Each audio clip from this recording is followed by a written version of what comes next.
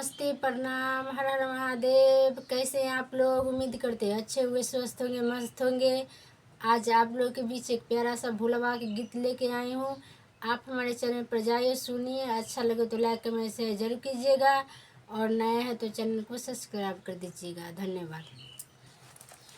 जंगल में तोता बोले नमः शिवाय हो, जंगल में तोता बोले नमः शिवाय हो।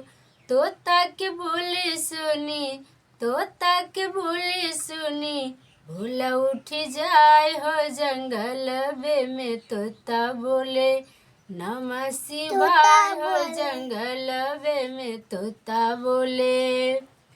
आइल बानी शिव गुरु हमरा उरे सरनिया, भोरे भोरे छुई हम गुरु के चरनिया।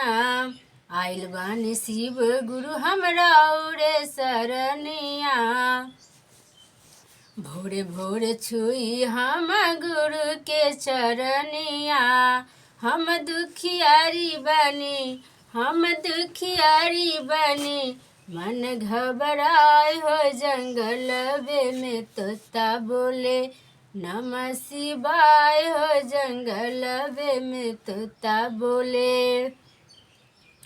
भूल चूक शिव गुरु कर दीही माफ जी, भूल चूक शिव गुरु कर दीही माफ जी।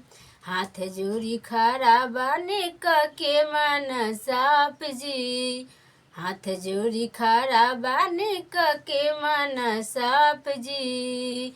विपत्ति में पड़ल बानी, विपत्ति में पड़ल बानी, जियलो न जाए हो। जंगल में तोता बोले नमः शिवाय हो, जंगल में तोता बोले।